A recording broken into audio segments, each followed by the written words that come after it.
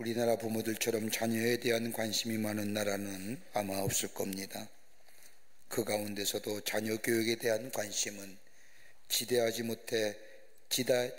못해 나라 사람들이 이상하게 여길 정도로 관심이 많음을 보게 됩니다.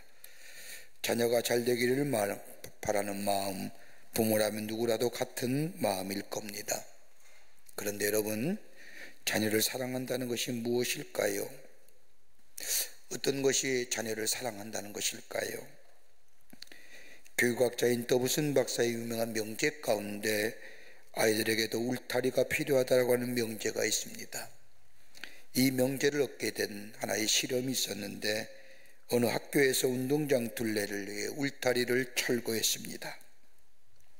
울타리는 아이들에게 정신적으로 구속감을 줄 것이라고 생각했던 어른들이 학교 운동장에 울타리를 철거한 겁니다. 그런데 운동장에 울타리를 철거한 후에 이상한 현상이 벌어졌습니다. 울타리가 있을 때엔 아이들이 운동장 전체에 흩어져서 놀았는데 운동장의 울타리가 철거된 후에는 운동장 가운데 모여서 놀더라는 겁니다. 그러면서 이 더부스는 생각합니다. 아하, 아이들에게 있어서의 울타리는 구속감이 아니라 안정감을 주는구나. 아이들을 구속하지 않고 자유롭게 하여 그들의 요구에 응하는 것이 좋은 교육이 아니라 사랑이 아니라는 겁니다. 자녀에게는 울타리가 있어야 한다고 이야기합니다. 그러면서 그는 얘기하게 그 첫 번째 울타리가 어디냐? 가정이라는 겁니다. 윌리엄 로그본 교수에 의하면 최근에 사회적 동향이란 책에 보면 가정의 기능엔 이런 것이 있다고 얘기합니다. 그 하나가 뭐냐? 가정에는 경제적 기능이 있어야 된답니다. 먹고 살고 지낼 수 있는 경제적 기능. 두 번째 기능이 있다고 한다면 교육적 기능입니다. 가르치고 배우고 부모와 형제 사이에서 사회생활을 배우며 말과 행동의 근간을 배웁니다. 가정에서의 교육적 기능이 있어야만이 건강한 가정이라는 겁니다. 또 하나의 기능이 있다고 한다면 종교적 기능입니다. 종교적 기능은 새로운 거룩한 가치관과 건전한 세계관을 심어줍니다. 다름이 아니라 믿음과 경건의 생활을 통하여 배울 수 있는 기능, 그 종교적 기능이 가정에 있어야 한다는 겁니다. 또 하나의 기능이 있다면 오락적 기능입니다. 행복과 즐거움이 있어야 된다는 겁니다. 이 기능이 가정에 있게 될 때에 그 가정 안에서 자란 자녀는 건강한 자녀, 정서적으로 성숙한 자녀로 자라날 수 있다는 겁니다. 우리 인간의 삶, 가정에서 태어납니다. 가정에서 자라나고 성숙되어져 가며 인간다워집니다. 육체적으로는 우리의 부모로부터 태어남을 받았고 정신적으로는 우리 부모로부터 배웠을 뿐만 아니라 영적으로는 하나님의 말씀과 하나님의 사랑 속에 자라나야 합니다. 여러분, 고린도전서 4장 15절 말씀을 보면 그리스도 안에서 일만 스승이 있으되 아버지는 많지 아니하니 그리스도 예수 안에서 내가 복음으로써 너희를 낳았음이라 이야기합니다. 복음으로 낳았다는 겁니다. 여기서 낳았다는 말은 헬라어로 에겐네서라고 얘기하는데 이 단어는 겟나우라고 하는 단어의 파생어입니다. 출생입니다. 우리가 출생했다고 한다는 것은 어머니가 낳은 것도 출생이요 아버지가 낳은 것도 낳았다, 출생의 의미를 갖고 있습니다. 그런데 영어의 단어를 보면 낳았다는 의미가 다릅니다. 어머니가 낳은 것을 베어, 아버지가 낳은 것은 베제트. 어머니가 낳은 것은 육체적인 몸, 육체의 것을 낳았다고 한다면 아버지가 낳았다고 하는 의미는 베제스라고 하는 것은 다름이 아니라 생명의 기원이 담겨져 있습니다. 하나님의 세상을 창조하신 후에 아담과 하와를 만드시고 아담을 만드시며 하나님의 형상대로 지음받은 후에 하나님께서 그 속에 뭘 넣어요? 생기를 집어넣을 때에 하나님의 형상대로 지음받은 인간, 새롭게 출생한 겁니다. 하나님의 영이 생명의 근원이 담겨져 있는 자, 이게 바로 아버지가 낳았다는 의미입니다. 생명을 물러주었다는 겁니다. 생명으로 낳은 자녀라는 겁니다. 그러기에 이 자녀 소중히 여기라는 겁니다. 오늘 본문의 말씀을 보십시오. 예수님과 아마도 제자들과 함께 어디를 길을 가시다가 부모가 아이들 데리고 예수님의 만져주심, 예수님의 기도해 주심을 바라면서 예수님께 데려왔는데 제자들이 바쁜 길이라 예수님 앞에 가까이 오는 것을 금합니다. 이 모습은 예수님께서 제자들을 꾸시며 이야기하십니다. 노하시어 이르시되 어린아이들이 내게 오는 것을 용납하고 금하지 말라. 하나님의 나라가 이런 자의 것이니라.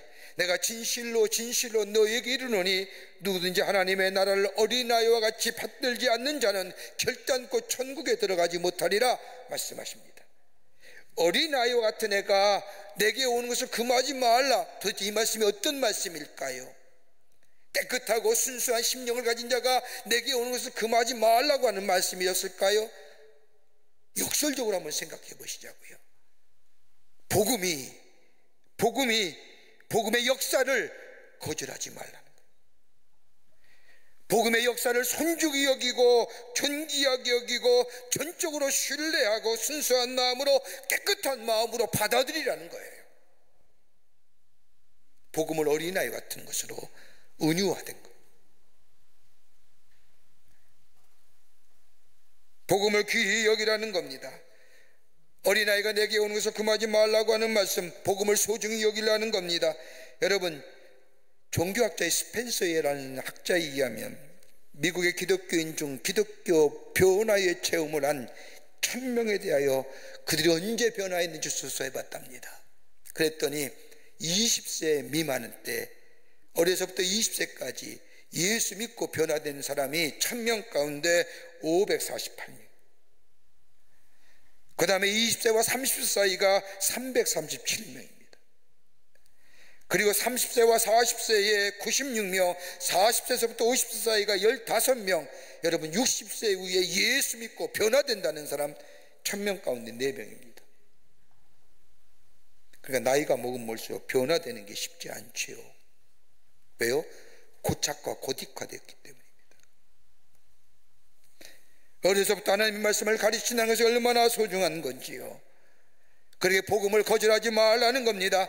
복음을 너에게 소중히 여기라는 겁니다. 복음을 귀하게 여기라는 겁니다. 오늘 예수님께서 어린아이들이 올 때에 어린아이가 내게 오는 것을 금하지 말라 이렇게 말씀하신 이유가 어디 있을까요?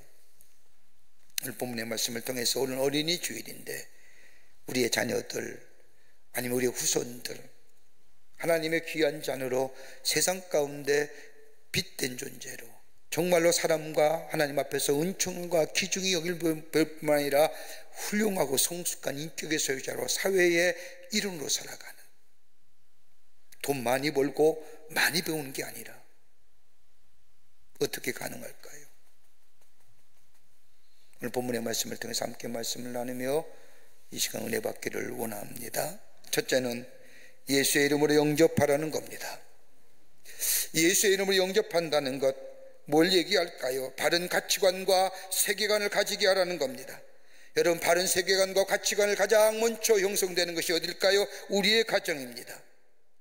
여러분, 사람의 행복의 기준이 많이 가졌고 적게 가졌고 아니라 어떤 생각과 어떻게 바라보느냐에 따라서, 관점에 따라서 우리의 행복관이 달라지는 겁니다. 세상의 사람들은 많이 가지고 많이 배우면 행복할 것 같고 성공할 것 같지만 절대 그렇지 않습니다. 제가 어느 장례식장에 조문 간 적이 있습니다. 조문 갔는데 조문을 하고 나서 이제 같이 둘러 앉아서 잠깐 차를 한잔 마시면서 이야기하는 가운데 왜 허름한 분이 그 장례 식장에 들어오는 겁니다. 조문을 하셨는지 안 하셨는지 모르지만 털썩 자리에 앉았더니 거기서 일하고 도와주는 도우미 아줌마한테 여기요, 소주 2병이요, 돼지고기 산사라요. 그러고 나서 술을 벌컥 드시는 거예요. 점심때 가까이 왔는데. 그래서 가만히 유심히 보고 싶어서 본 게 아니라 제 앞에 앉아서 이렇게 봤으니까 보였습니다. 근데 고기를 드시는데 그 돼지고기 씹는데 고기를 잘 못 씹어요. 이가 없으신지. 열심히 씹는데 이게 제대로 안 씹히는 것 같아요. 손으로 이렇게 찢기도 하고. 그래서 아주 참 이상하다. 그랬더니 옆에 상주 되시는 분이 한번 오더니, 목사님, 저분 서울대학교 경제학 박사입니다. 깜짝 놀란 거예요. 여러분, 배운 만큼 배웁니다. 여러분, 배움이 많이 배웠다고, 많이 가졌다고 성공하는 게 아니잖아요. 여러분, 먹고 가르치는 것은 논리는 있지만 지식에 불과하지 않습니까? 정서적으로 가르쳐주는 것, 편안함을 주는 것, 더 나아가 잘된 가치관과 세계관을 가지고 성숙한 사람으로 살게 하는 것, 보는 것, 다른 사람이 보는 것을 보는 것이 아니라 다른 사람이 보지 못하는 점을 바라보며 거룩한 가치관과 건전한 세계관을 가지고 사는 것. 여러분, 이거 어디 있어야 됩니까? 변하지 않는 진리가 있어야 되는 거예요. 바른 진리, 변하지 않는 진리 가운데 있게 될 때에 거기서 나오는 바른 가치관과 거룩한 세계관이 그 사람의 삶을 새롭게 합니다. 여러분, 진리는 변하지 않는 진리가 어떨까요? 세상의 진리는 길어야 일색입니다마는 변하지 않는 진리가 있다고 한다면 하나님의 말씀입니다.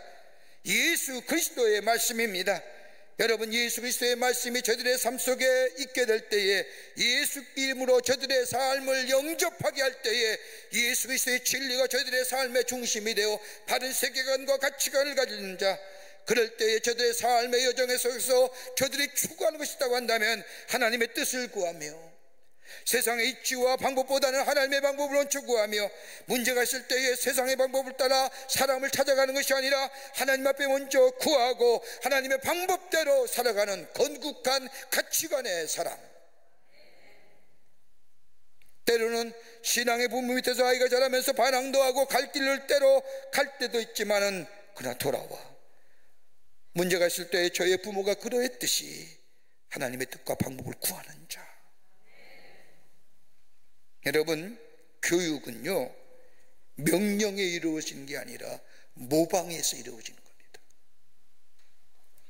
부모가 하는 것, 부모가 생각하는 가치, 부모가 바라보는 그 세계관, 이거 다 보고 배우는 겁니다. 좋다 나쁘다, 옳다 그르다, 여러분, 듣는 것보다 배우면서 보면서 배우는 것이 먼저입니다. 우리의 자녀를 가만히 보십시오. 가르쳐주지 않는데도 어떻게 그렇게 따라하는지. 내 말 한마디, 내 언어의 습관, 내 행동, 내 생각들, 한 번도 내 자녀에게 가르쳐준 적이 없지만 우리 자녀는 보고 그대로. 여러분, 인류 역사 가운데 가장 비극적인 사건이 있다고 한다면 우리나라의 6.25 전쟁이 있겠지만은, 세계사적으로 보면 가장 2차 세계대전 중에 가장 비극적인 사건이고 가장 가슴 아픈 사건이 있다고 한다면 독일 나치에 의해서 600만의 유대인이 죽은 겁니다. 여러분, 그냥 죽이고 싶어서 역사의 걸림돌이 되어서 독일 나치가 유대인을 학살했던가요? 아니죠. 그 이유를 찾아보면 한 사람의 잘못된 가치관, 히틀러의 잘못된 유대인의 관점이에요. 이러한 비극적인 사건을 일으키는 히틀러, 그 이유를 히틀러의 가정의 사회에서 찾을 수가 있습니다. 히틀러 아버지는 지금으로 말하면 보따리 장수였습니다. 여기저기 다니면서 장사를 하기에 늘 집을 비웠습니다. 물건을 다 팔기 전에는 집으로 돌아오지 않았습니다. 돌아오더라도 가끔씩 집에 돌아옵니다. 집을 지키고 있는 그의 아내 히틀러의 어머니는 외로움을 견디다 못해서 그만 부정한 일을 저집니다. 돈 많고 타락한 유대 사람과 불륜의 관계를 맺습니다. 이것을 히틀러가 보았습니다. 아버지가 장사하러 집을 본 동안 히틀러의 어머니는 돈 많고 타락한 유대인을 자신의 집으로 불러들입니다. 이 모습을 본 히틀러는 그때부터 이 어린 마음속에 증오심이 가득해집니다. 유대인들, 돈밖에 모르는 저 타락한 유대인들. 이 가정의 불응이 히틀러가 권력을 잡은 뒤에 유대인의 학살로 이루어지고 인류의 비극적인 불행으로 가져왔습니다. 우리의 자녀들 예수께 인도하라는 겁니다. 바른 가치관과 바른 세계관, 그러게 마태복음 18장 7절의 말씀을 보면 실족하게 하는 일들이 있으므로 말미암아 세상에 화가 있도다. 실족하는 일들이 없을 수는 없으나 실족하게 하는 그 사람에게는 화가 있도다. 생명으로 낳은 우리의 자녀들 실족하지 말라는 겁니다. 해산의 수고가 있는 우리의 자녀들, 해산의 수고로 낳은 생명으로 낳은 너희의 자녀들, 예수 이름으로 영접하는 예수의 안에서 바른 세계관과 바른 가치관, 신앙의 교육과 종교의 교육으로 건전한 가치관의 사람으로 세워 사회의 일원으로 살게 하는, 이것이 바로 하나님의 자녀요, 하나님의 나라의 백성이요, 하나님을 증거하는 삶이 되고 복된 자녀의 삶으로 살아가게 한다는 겁니다. 두 번째는 예수께 인도하는 겁니다. 인도하라는 겁니다. 오늘 마가복음 10장 14절 말씀을 보면 예수께서 이르시되 어린아이들을 용납하고 내게 오는 것을 금하지 말라. 예수께 인도하라는 겁니다. 내게 오는 것을 금하지 말라는 것은, 예수께 오는 것을 금하지 말라, 능동적으로 막고 말하면 우리의 자녀들을 예수께 인도하라는 겁니다. 여러분, 예수님께 어린아이 인도한 사람이 누굴까요? 부모입니다. 부모가 예수를 믿고 예수를 사랑하고 예수와 함께 동행하며 예수가 나의 삶의 주인 되심을 고백하며 주님이 나와 함께 이 자리에 함께 계시는 임마누엘 주님과 매일매일 고백하며 경험하며 증거하는 삶, 그럴 때 우리 자녀가 부모께 예수께 인도하는 거예요. 저는 목회하면서 가장 안타까운 일이 하나 있다고 한다면, 부모님들은 참 귀한 신앙인데 교회 직분 맡아서 열심으로 봉사하고 신실하게 믿음의 생활하는데 다는 아니지만 많은 자녀들이 교회를 떠난다는 거예요. 왜 그럴까요? 교회는 열심히 나오는데, 교회는 이 믿음의 생활을 열심히 하는데 정작 우리의 자녀는 그 부모의 모습을 보고 왜 예수 믿지 아니하고 교회 나오지 아니하고 신앙을 저버리고 세상을 향해 나갈까요? 내 삶 속에 예수가 죄송스러운 말씀이지만 없기 때문에.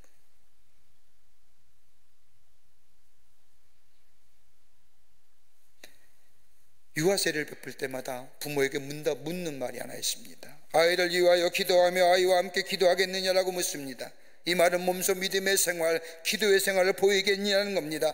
함께 기도하며 찬송하며 선한 일, 어렵고 힘들고 곤고함과 시련과 역경이 내 삶 속에 있을지라도 하나님 앞에 기도하며 하나님의 말씀을 구하며 하나님 앞에 서겠냐는 겁니다. 세상의 방법대로 세상의 것들로 따라가는 것이 아니라 구별된 자로 하나님의 사람으로 하나님 앞에 엎드려 기도하며 주의 음성을 듣기를 원하겠냐는 겁니다.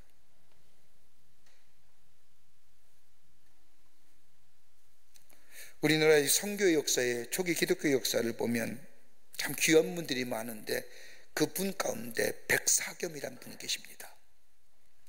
이분은 평안남도 순안군의 농부의 아들 태어나 9살 때에 열병으로 눈이 멀습니다. 그리고 당시에 할 수 있는 일, 시각장애인이 할 수 있는 일이 안마하거나 점을 쳐준 일밖에 없었기에 이 백사겸은 그 당시에 용하다는 점쟁이 밑에서 4년 동안 배우고 그 스승을 능가하여 이젠 더 배울 것이 없다 하산하거나 해서 내려와서 좌판을 깔고 대동강변에서 점을 치기 시작합니다. 점치는 일을 하다 보니 용하다는 소문이 전국에 터집니다. 수많은 사람들이 백사겸이 점을 잘 칠다는 이야기를 듣고 찾아와 문정성시를 넣습니다. 돈을 많이 버니까 점쟁이가 첩을 두고 삽니다. 그러던 어느 날 한 전도하는 예수 믿는 사람이 이 점쟁이 백사겸의 집을 방문하여 전도지 한 장을 백사겸의 바지 주머니에 콕 찍어주면서 얘기하기를, 예수 믿으시오. 사람이 죽으면 어디로 가는지 아시오? 당신같이 점을 치는 사람, 첩질을 하는 사람은 죽으면 어디로 가는지 알고나 있어? 그러면서 그 다음 말, 내가 알아본 결과 점쟁이의 후손들이 내가 잘 되는 걸 보지 못했어. 이 말을 들으니까 이 백사겸 씨가 화를 나고 화가 나는 거예요. 당장 내쫓았습니다. 그리고 밑에 일하는 사람에게 야, 소금 뿌려라. 그런데 집에 와서 가만히 생각해 보니까 다른 말은 잘 기억나지 않는데 그 전도인이 전해준 한마디, 내가 살면서 점쟁이의 후손들이 잘 되는 걸 못 봤어 라고 하는 얘기가 귓가에 맴드는 겁니다. 그래서 자기 부인에게 전도인이 자기 바지춤에 콕 집어넣어 죽은 전도지를 좀 꺼내서 읽어달라고 부탁합니다. 그 전도지 부인이 이 내용을 읽어주자 백사겸은 그 자리에서 예수 믿기로 결단하고 회개하며 예수 믿는 사람이 됩니다. 그런데 그 자신이 점쳐서 벌어놓았던 다 돈을 모아서 뭘 세우느냐? 교회를 세워요. 그리고 그가 앞이 안 보이게 시각장애인에게 여러분 무려 사복음서의 말씀을 이 백사겸이가 다 외웁니다. 그리고 마태복음 몇 장 몇 절 하면 툭 터져 나옵니다. 그거 가지고 복음을 전합니다. 그래서 이 백사겸 씨를 한국에 4개월하고 얘기합니다. 그런데 또 놀랄 만한 일은 그의 자손이 누굽니까? 자신에게 성경을 읽어주고 자신을 놓고 암송케 했던 자신의 아들의 눈을 통하여 하나님의 말씀을 접했던 그 아들의 이름이 뭔지 아십니까? 연세대학교의 총장이었던 백낙준 박사입니다. 물론 그분에 대한 역사적 평가가 여러 가지 다르겠지만 백사겸 씨가 예수 믿고 아들의 눈을 통하여 하나님의 말씀을 접하고 이 아들 또한 예수 믿고 1926년에 도미하여 예일대학 나왔습니다. 그 당시에 쉽지 않은 공부입니다. 연세대학교 총장이 되어 기독교 명문학교로 세우고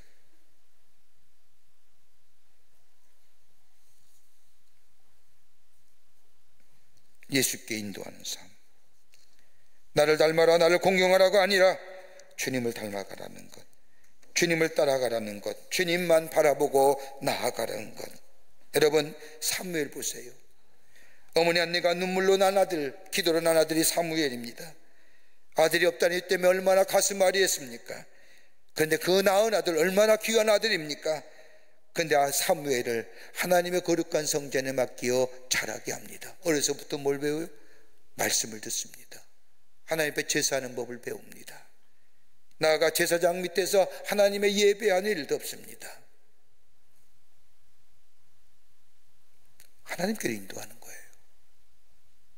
그때 그 누가 돼요? 이스라엘 마지막 사사 되잖아요. 그가 다윗에게 기름 부었잖아요.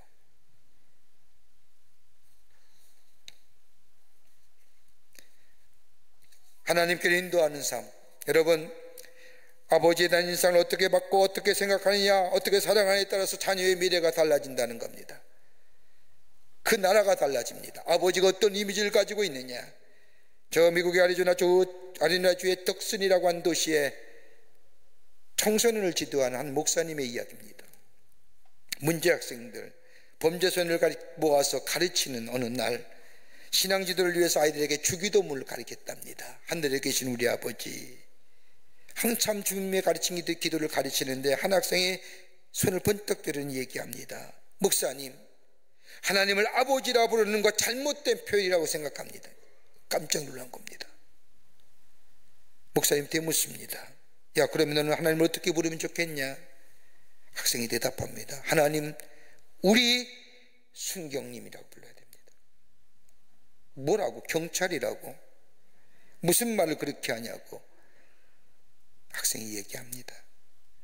목사님 들어보세요. 동네 사람들이 다 나를 나쁘게 했다고 합니다.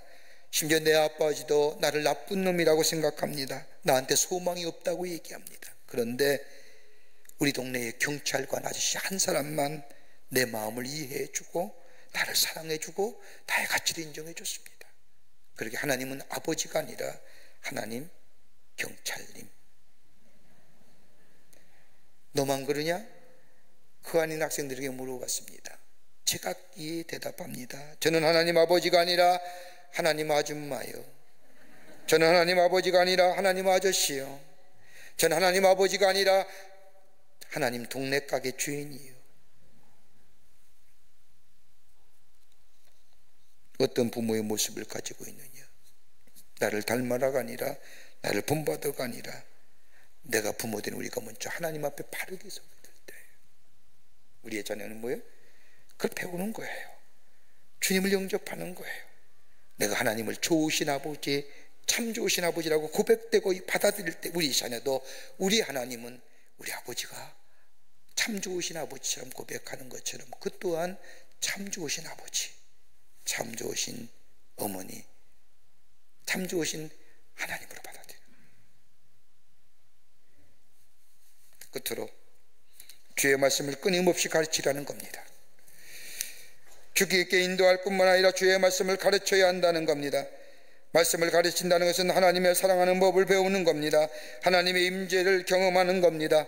하나님의 함께 하심을 경험할 뿐만 아니라 하나님과 동행하는 인생을 살아가게 합니다. 여러분 신명기 6장 5절의 말씀을 보면 너는 마음을 다하고 뜻을 다하고 힘을 다하여 내 하나님 여호와를 사랑하라고 말씀하십니다. 여러분 하나님의 사랑하는 방법을 얘기합니다.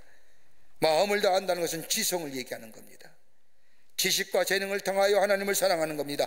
뜻을 다한다는 것은 우리의 인격으로, 우리의 감성으로 주님을 사랑하는 겁니다. 힘을 다한다는 것은 구체적으로 우리의 삶을 통하여 하나님을 사랑하는 겁니다.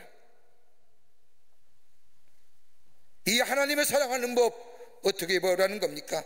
신명기 6장 7절의 말씀을 보면 내 자녀를 부지런히 가르치라는 겁니다. 신앙교육하는 겁니다. 말씀으로 가르치는 신앙교육을 이루라는 겁니다. 여러분 이스라엘의 교육 형태는 크게 둘로 나누어집니다. 포로 이전의 시대와 포로 이후의 시대로 나눠지는데 포로 이전의 시대에는 학교가 회당이 없었습니다. 가정교육이 전부였습니다. 부모가 교사이며 교육의 내용은 성경과 신앙적 전승뿐이었습니다. 여기에 하나님의 살아계심을 가르치고 사람의 됨됨이를 가르치고 직업과 행동을 가르쳤습니다.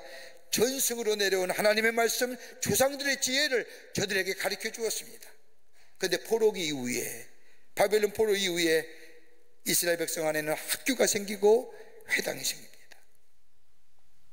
회당과 학교가 구분되었습니다. 초등학교에 들어갈 나이가 되면 어린 자녀는 저 성소의 집이란 벳 핫세포라고 하는 곳에 들어가 교육을 받습니다. 여긴 다른 교육이 없습니다. 성경 말씀을 외우는 겁니다. 뜻을 알든지 못하든지 글자의 읽을 만한 나이가 되면 이곳에 들어가 하나님의 말씀을 통째로 외우는 겁니다. 여러분 보세요. 우리가 가끔 찬송 부르고 성경 말씀 볼 때마다 앞뒤로 흔들리죠. 이 유대인들이 하는 겁니다. 뭘 알겠어요? 그냥 주입해서 외우는 겁니다. 앞뒤로 와가면서 하나님이 세상을 이처럼 사랑하 이렇게 외우는 겁니다. 그리 가서 중학교에 해당한 아이들이 가는 학교가 있다고 한다면 설명의 집이라고 하는 벳 탈무드라는 곳에 공부합니다. 조상들의 전승으로 내려온 글모임이나 탈무드나 미슈나 같은 것으로 공부합니다. 조상들의 지혜를 배웁니다. 여러분 이스라엘 사람들의 지혜가 어디서부터 나온 겁니까? 다름이 아니라 하나님을 경외하는 신앙에서 나오는 겁니다. 그것을 배웁니다. 그러면 자연스럽게 하나님이 누구신가를 압니다. 아하, 하나님이 그런 분이었구나. 그리고 고등학교 갈 나이가 되면 연구의 집이라는 곳에 들어가 공부합니다. 벳 한미드라슈라는 겁니다. 스스로 깨닫습니다. 판단합니다. 실천하는 교육의 장입니다. 하나님의 사람으로 어떻게 살아갈 것인가 그것에서 배웁니다. 그리고 나서 대학에 들어와 자신의 전공의 길을 갑니다. 그 길을 가면서 내가 이 전공 속에서 하나님의 뜻을 어떻게 내 삶 속에 이루어질 것인가. 여러분 그거 교육이에요. 얼마큼 잘 살까, 얼마큼 배불릴까, 얼마나 이거 아닙니다. 하나님의 말씀을 외우고 조상들의 지혜 속에서 하나님이 어떤 분인가를 자연스럽게 만나며 하나님의 사람을 어떻게 살아갈 것인가에 대하여 판단하고 결정하고 실천합니다. 여러분 하나님의 말씀이 뭘까요? 디모데 3장 15절 17절의 말씀처럼 우리가 잘 아는 것처럼 하나님의 말씀은 너로 능히 하여금 그리스도 예수 안에 있는 믿음으로 말미암아 구원에 이르는 지혜가 있게 하느니라. 모든 성경은 하나님의 감동으로 된 것이로 교훈과 책망과 바르게 함과 의로 교육하기에 유익하니 이는 하나님의 사람으로 온전하게 하며 모든 선한 일을 행할 능력을 갖추게 하려 함이니라. 하나님의 말씀 뭐예요? 구원받게 하는 거예요. 그리고 하나님의 말씀 교훈과 책망과 바르게 함과 의로 교육하게 유익하는 것, 우리를 매일 새롭게 하세요. 회개케 하시고 돌이키게 하시고 나를 바라보게 하시고 하나님의 사람으로 공의와 정의로운 삶을 살게 하실 뿐만 아니라 공의와 정의가 사라진 이 세상 속에 공의의 사람, 정의의 사람으로 되게 하시는 거예요. 그리고 뭐예요? 선한 일 행할 능력을 주세요. 온전케 하시는 선한 일, 본문의 말씀을 보면 수동태입니다. 내가 하는 것이 아니라 내 안에 하나님이 나로 하여금 선한 일 하게 하십니다. 이걸 어떻게 해요? 부지런히라고 얘기합니다. 원어 성경은 repeat, 반복해서. 그저 얘기하는 것이 아니라 반복해서. 히브리 언어는 산안이라고 얘기하는데 영어의 표현을 하면 sharpen, 날카롭게, 마치 장수가 전장터에 나가기 위해서 칼을 갈듯이 정성스럽게 오랜 시간 동안 들여서 칼을 가는 것처럼 하나님의 말씀을 들려주는데 서두르지 말고 반복해서 칼을 갈듯이 우리 자녀에게 들려주라는 거예요. 늦었다고 생각하세요? 우리 자녀들 다 컸는데 이제 머리 커서 듣지도 않는데 그래도 얘기하라는 거예요. 안 되세요? 여러분 후손들에게 얘기하세요. 여러분 손주 손녀들에게. 그러면 그 가정이, 가문이 축복된 가문 되는 거예요. 이걸 가리켜서 로얄 패밀리라고 얘기하지요.